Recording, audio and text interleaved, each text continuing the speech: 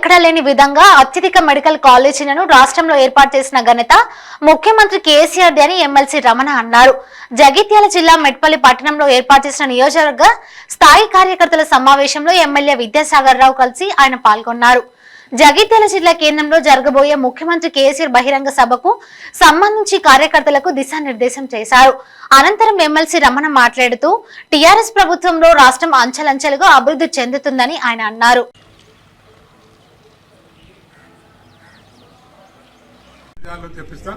క్యాంటర్లు ఎక్కితే ఒకసారి మంచిగా ఉంటుంది. విహారయాత్రకు ఊకే బస్సులలో మంచిగా పండు మీద క్యాంటర్లు కూడా ఇది నాది బాధ్యత అనుకొని అందరూ భుజస్కంధాలపై వేసుకొని ఈ యొక్క సభను విజయవంతం చేయాలని చెప్పేసి మనస్ఫూర్తిగా కోరుకుంటూ వచ్చిన మీ అందరికి కూడా మన మీద ఇద్దరు కనుక రెండు కాన్సెప్ట్ ఉన్నాయి కనుక తొందరగా పోతే మనం తొందరగా రావచ్చు.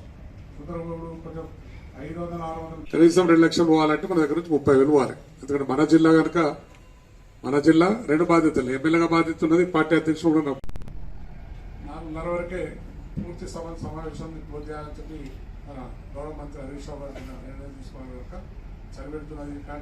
33 మెడికల్ కళాశాలతో భారతదేశంలో నెంబర్ 1 వైద్య రంగంలో అయ్యేటువంటి పరిస్థితి సోదరుడు హరీష్ రావు గారు నిన్నే వచ్చేసేసి ఇది దేశానికే తలమానికంగా తయారిస్తామని చెప్పని ఆ విధంగా ఉండేటువంటి కార్యక్రమాలలో ఆ బహిరంగ సభను రాష్ట్రంలోనే 33 జిల్లాలలో నిన్న మాకు మన జరిగినటువంటి నిజామాబాద్ గాని అదేవిధంగా ఇతరత్ర ప్రాంతాల్లో గాని దానికి భిన్నంగా జరిగింది.